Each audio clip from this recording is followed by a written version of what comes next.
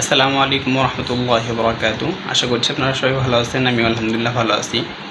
তো আজকে আমার এক স্টুডেন্ট, নাম হলো কি জানি, হিমেল, সরি ভুলে গেছি আমি নামটা।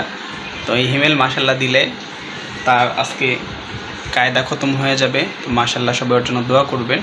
তো আমরা লাস্ট 2-3 লাইন যেটা আমাকে পড়া শোনাবে, তো ওইটা আপনাদের সাথে শেয়ার করার চেষ্টা করবেন ইনশাল্লাহ। হ্যাঁ হিমেল, শোনাও তোমাকে। এখান থেকে রব্বানা তাকাব্বাল মিন্না ইন্নাকা আনতাস সামিউল আলিমুন ওয়া তুব আলাইনা ইন্নাকা আনতাস তাওয়াবুর রহিম। এই যে এখানে যে রব্বানা তাকাব্বাল হরকতের উচ্চারণগুলা তোমার টান হয়ে গেছে, এটা আবার একটু রিভিশন করবা, ঠিক আছে? আবার আমাকে শোনাও তো রব্বানা থেকে, আমি একটু পড়াই দিচ্ছি তোমাকে। এই যে রব্বা টান হয়ে গেল, রব্বানা তাকাব্বাল মিন্না ইন্নাকা আনতাস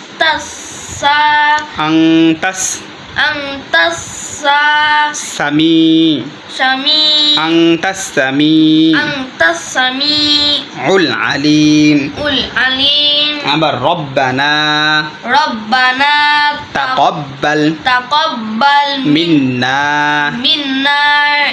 ইন্নাকা আনতাস সামিউল আলিম ওয়া তুব আলাইনা ইন্নাকা আনতাত তাওয়াবুর রহিম।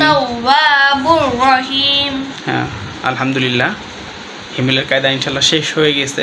তো যাই হোক, ওর মধ্যে যেহেতু স্কুল পড়ুয়া ছাত্র, হরকতের উচ্চারণ টান গুন্নামত সুবিধা হবে, এটাই স্বাভাবিক। তো যাই হোক ইনশাল্লাহ তুমি সহি শুদ্ধভাবে পড়ার চেষ্টা করবা, ঠিক আছে? সবাই ওর জন্য দোয়া করবেন ইনশাল্লাহ।